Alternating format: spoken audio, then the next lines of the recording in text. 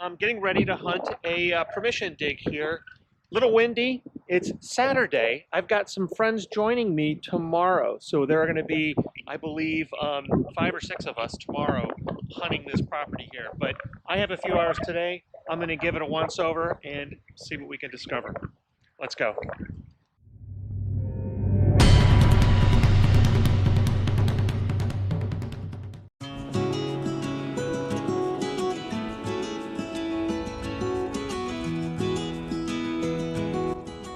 Okay, I just pulled out a scout slide. I didn't bother to film it, but there it is. Looks like it's a bear for a bear scout.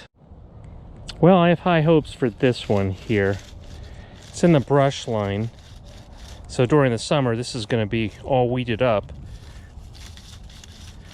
94, 95, I think I've even seen a 96 here.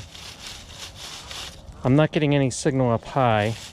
I think this is very possibly a quarter, maybe even silver. Gonna be about right here in my hand. Okay, not a quarter. Well, or is it? Is it a modern quarter? Yeah, it is a quarter. Modern. That was close to silver range. And what's the year on that? Not old at all. 93. Well, I've ventured deep into the woods here. I'm along the shoreline. I don't know if you can see, but part of the lake is still not thawed right here, but most of it is. Tomorrow, I think we're calling for temperatures in the low 60s. Today, probably high 50s. But I have what might be a nickel signal here. I'm not sure, but I'm going to check it out first with a pinpointer, see if it's worth digging. Okay, so that was a little high for a nickel signal, so, well, that's okay. We're removing some trash. All right, I did not film the target ID for this, but you can see what we have here is a penny, but I have a feeling this is going to be a weedy. What do we have here? I can't make that out, of course. Or 1944, I believe, but yeah, that's our first weedy of the day. Wow, just imagine all that was happening in 1944. Wow.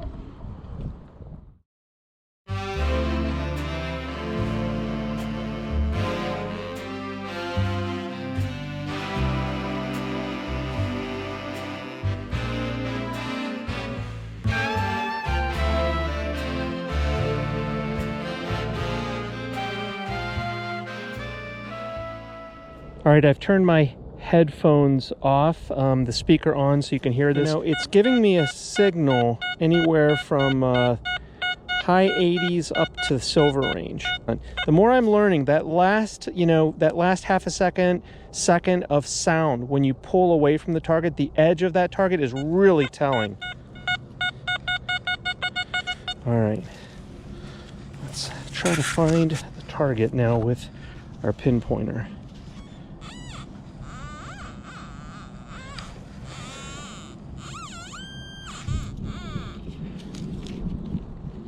There it is, right there. Coin for sure. Were we correct here? Was this a, let's get in the sunlight. Just a zinc penny here?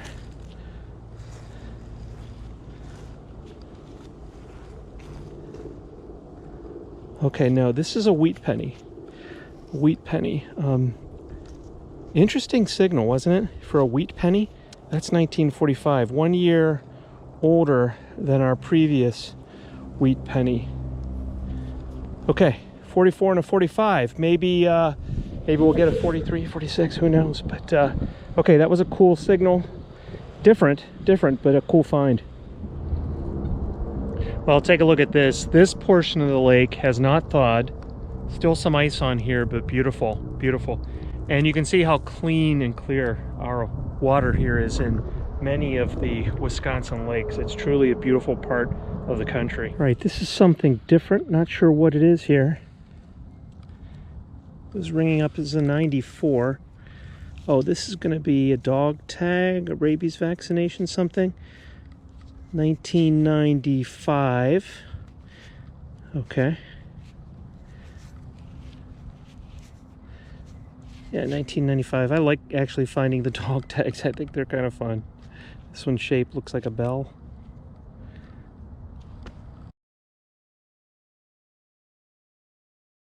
Okay, my signal here, let me show you what I got here. So this was hitting 94, 95 here, close to the water's edge. Okay, I checked it with my pinpointer knowing that it was going to be pretty close to the surface. And of course I can't see it now, just a minute. Okay, now my buddy and I were detecting here this summer. He found and then lost a ring. Could this be that ring? Oh my goodness. Oh my goodness. What a story this is going to be. So, I have no idea how many acres this scouting camp is. It's quite a bit here. And we were here before. Again, he found this ring. He showed it to us at lunchtime. And then somehow, over the course of the rest of the day, he lost this beautiful ring. And of course, my question is, you know, is he going to let me keep it, or is he going to want to have it since he lost it? You know, I kind of think finders keepers might be a play here, but I'm going to let him decide. But this is an Irish ring, and I'll pop the name of it up here on the video. I forgot the name, Claddagh, I think. But do you see how there's two hands coming together to hold what looks to be like an emerald or something? And it's very fitting that I just found this a few days after St. Patrick's Day. So there we go. We found the lost ring. We solved the mystery of the lost ring. Go.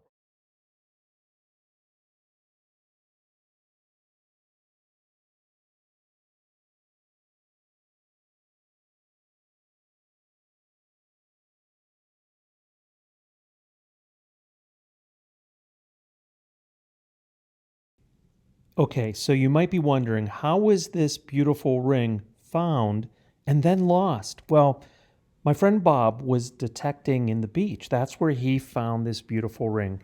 He put it into his pocket. He took it out at lunchtime to show me and the few other detectorists that were there on the permission that day. And then later that afternoon, we were detecting, and he had a second great find. I'm going to show you that in a minute, but essentially it's a peace dollar. He was so excited. When he found the peace dollar, he took it down to the lake to wash it off, and we believe it was then that the Claddagh ring somehow fell out of his pocket. Let's go into the Wayback Machine. This is what happened last fall.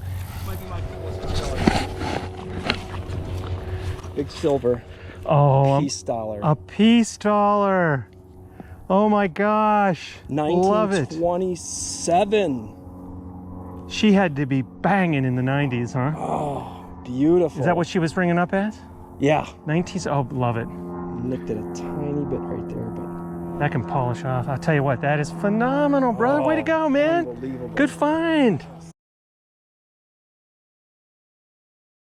Okay, I just took like, I think 300 pictures of that ring and texted my buddy Bob and Dylan just to say, hey, I found your lost ring. I told him we may have to negotiate custody and visitation rights. You know, finders keepers, not sure, but I'm gonna give that ring to him because he was so excited that he found it. So super pumped. I think the odds of finding something like that were pretty slim. Really pumped that we relocated that lost treasure, and hopefully we'll find some more here. So really pumped. The legend of the Claddagh is the story of the mystical and beautiful Claddagh ring, first told over 300 years ago in the ancient fishing village of Claddagh outside the walls of the city of Galway on the west coast of Ireland. Legend says a fisherman named Richard Joyce created the Claddagh ring over 300 years ago. As this romantic story goes, shortly before he was due to be married, he was captured at sea by pirates and sold into slavery in Algeria, where he became the property of a rich Moorish goldsmith. the goldsmith saw potential and trained Richard to become a master craftsman. Never forgetting his heart's love back in Ireland, he was inspired to create the first Claddagh ring. The heart, symbolizing love, is held in both hands, signifying friendship, and is topped with a regal crown representing loyalty and fidelity. After King William III was able to release his subjects from slavery, Richard Joyce was offered the goldsmith's only daughter and half his wealth. Richard refused and returned home to Galway, not knowing what had become of his love. Back in Ireland, he found his true love, and she had waited for him. He presented her with a Claddagh ring, and at last they were married.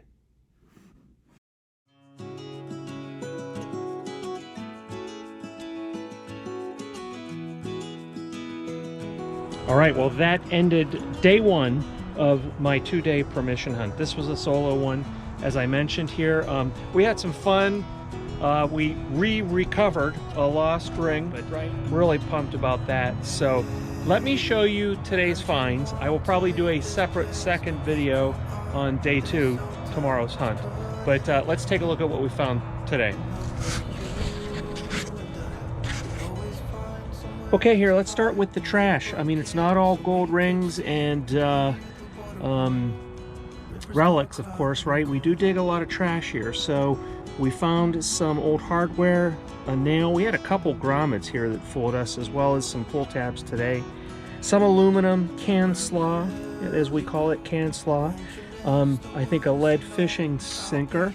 And we found a cool scout slide, you know, for their neckerchiefs. Boy, the Memorial Lincolns were really getting me today. I dug quite a few of those. And we did find one nickel. Nickels are really hard to detect. A few dimes, modern dimes, 1 quarter. I believe there might be a 2nd quarter, and I thought I found 2 quarters in there. I'm not sure. In fact, I think I just found a few more items here. So a few more pennies and dimes, but one veterinary tag, and then of course there's that beautiful Claddagh ring right there. So thanks a lot for watching, and I do want to give it a shout out to my cousin Caden. Caden is an aspiring detectorist, so Caden likes these videos, and I'm looking forward to him visiting someday so we can metal detect together and maybe fish. But Caden, thank you very much for watching my videos. So stay tuned, folks, for part 2. As always, thanks for watching these videos. Happy hunting. I still see when we climbed up in those trees, 12 years old, to feel the wind and watch the river run. The sun would always shine when we sat there, you and I. The river's gonna cry when you're gone.